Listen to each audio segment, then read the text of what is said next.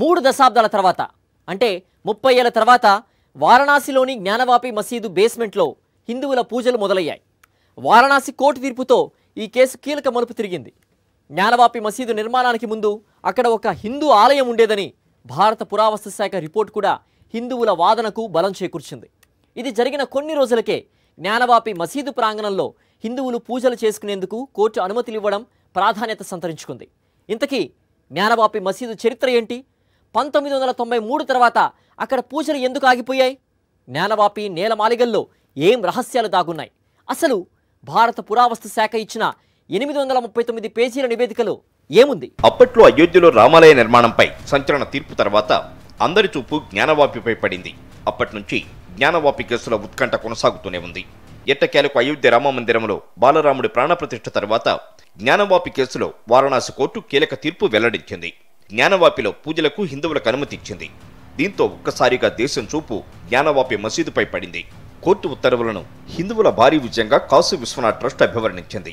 ప్రార్థనా మందిరంలో సీల్ వేసి ఉన్న బేస్మెంట్లో పూజలు చేసుకునేందుకు వారణాసి కోర్టు అనుమతి ఇవ్వడంతో అక్కడ పూజలు కూడా మొదలయ్యాయి. అయితే ఏఎస్ఐ సర్వే నేపథ్యంతో మసీద్ బేస్మెంట్కు సీలు వేశారు. అయితే తాజా కోర్టు ఆదేశాలతో ఆ బారికేడ్లను తొలగించారు. అంతేకాదు విశ్వనాథ్ ఆలయ పూజారులు ఈ పూజలు నిర్వహించుకోవచ్చని కోర్టు స్పష్టం చేసింది. అయితే ప్రస్తుతం ఉన్న జ్ఞానవాపి మసీదు అంతకు ముందున్న హిందూ ఆలయ నిర్మాణంపైన నిర్మితమైందా అన్న విషయం తేల్చేందుకు గత ఏడాది వారణాసి కోర్టు అక్కడ ఏఎస్ఐ సర్వే జరపాలంటూ ఆదేశాలు జారీ చేసింది. ఈ క్రమంలోనే వారణాసిలోని జ్ఞానవాపి మసీదు కాంప్లెక్స్ స్థానంలో భారీ హిందూ ఆలయ నిర్మాణం ఉండేదని భారత పురావస్తు శాఖ ఈ మధ్య నివేదిక ఇచ్చింది. ఆ రిపోర్టు ఆధారంగా చేసుకుని హిందూ పక్ష వారు పూజలు చేసుకోవడానికి వారణాసి కోర్టు అనుమతి ఇచ్చింది. కథ ఇక్కడితో అయిపోలేదు. జ్ఞానవాపిలో మరిన్ని నేలమాళిగలు ఉన్నట్లుగా ఏఎస్ఐ సర్వేలో తేలిందన్న వార్తలు తెరపైకొస్తున్నాయి. జ్ఞానవాపి ప్రార్థనా మందిరం చాలా పురాతనమైనది. అందులో వ్యాస మహర్షి నేలమాళిగతో పాటు పలు నేలమాళిగలు ఉన్నాయన్న వార్తలు వినిపిస్తున్నాయి. 4 నేలమాళిగలను మూసివేశారని ఆర్కియాలజికల్ సర్వే ఆఫ్ ఇండియా తన సర్వేలో వెల్లడించింది. గ్రౌండ్ పెనిట్రేటింగ్ రాడార్ టెక్నాలజీని ఉపయోగించి ఏఎస్ఐ జరిపిన పరిశోధనలో ప్లాట్ఫారం కింద ప్లాట్ఫారం ప్రాంతంలో అనేక బేస్మెంట్లు ఉన్నాయని తేలింది. ఆ బేస్మెంట్ల ఎగువ భాగమంతా తెరిచే ఉంది. కింద భాగం మాత్రం చాలా ఏళ్లుగా తెరవకపోవడంతో అంతా చెత్తతో నిండి ఉంది. అందుకే వీటిని మూసివేసి ఉంచారు. ప్లాట్ఫారంకు నైరుతి భాగంలో చెత్తతో నిండిన 3 మీటర్ల వెడల్పు గల నేలమాళిగలు ఉన్నాయి. అసలు అక్కడ ఏముంది అన్నదే ఆసక్తికరంగా మారింది. 1 మీటరు మందపాటి గోడలతో 9 చదరపు మీటర్ల పరిమాణంలో ఈ నేలమాళిగలు ఉన్నాయి. పెద్ద సెల్లార్లు దక్షిణ గోడ వైపు ప్రవేశ ద్వారాలను కలిగి ఉన్నాయి. అవి ఇప్పుడు మూసివేసి ఉన్నాయి. అయితే బేస్మెంట్ గోడల జీపీఆర్ స్కానింగ్ లో మూసి ఉన్న బావులు కారిడార్లు కూడా ఉన్నట్లు తేలిందని ఏఎస్ఐ నివేదిక పేర్కొంది. అయితే ఇదే మసీదు దగ్గర గతంలో హిందువులు పూజలు చేసుకునేవారు. జ్ఞానవాపి మసీదులో 1993 వరకు పూజలు నిర్వహించినట్లు పిటిషనర్ శైలేంద్ర కుమార్ పాఠక్ తన పిటిషన్లో పేర్కొన్నారు. తన తాత సోమనాథ్ వ్యాస్ ఆ మసీదులోని హిందూ విగ్రహాలకు పూజలు నిర్వహించేవారని, 1993లో ములాయం సింగ్ యాదవ్ ప్రభుత్వ హయాంలో పూజలను నిలిపివేయించారని కూడా తెలిపారు. అయితే తాజాగా కోర్టు తీర్పుపై జ్ఞానవాపి మసీదు బాధ్యతలు చూస్తున్న అంజుమన్ ఇంతే జామియా మస్జిద్ కమిటీ తీవ్ర అసంతృప్తి వ్యక్తం చేసింది. సెల్లారు ప్రాంతం కూడా మసీదు కాంప్లెక్స్ లో భాగమని, ఇక్కడ పూజలు చేయడానికి అనుమతి ఇవ్వరాదని వాదించింది. వారణాసి జిల్లా కోర్టు తీర్పును అలహాబాద్ హైకోర్టులో సవాలు చేస్తామని ప్రకటించింది. జ్ఞానవాపి మసీదు బేస్మెంట్ లో హిందువులు పూజలు చేసుకునేందుకు అనుమతి ఇవ్వడానికి భారతీయ పురావస్తు శాఖ ఇచ్చిన నివేదిక ప్రధాన ఆధారంగా నిలిచింది. మసీదు ప్రాంగణంలో సర్వే నిర్వహించాలని గత ఏడాది జూలైలో వారణాసి జిల్లా కోర్టు ఆర్కియాలజీ సర్వే ఆఫ్ ఇండియాను ఆదేశించింది.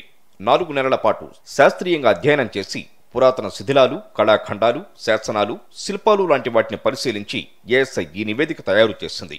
వీటన్నింటినీ పరిశీలించిన తర్వాత ప్రస్తుతం ఉన్న నిర్మాణానికి ముందు హిందూ ఆలయం ఉండేదని తేలిగ్గానే నిర్ధారించవచ్చని తన నివేదికలో వెల్లడించింది.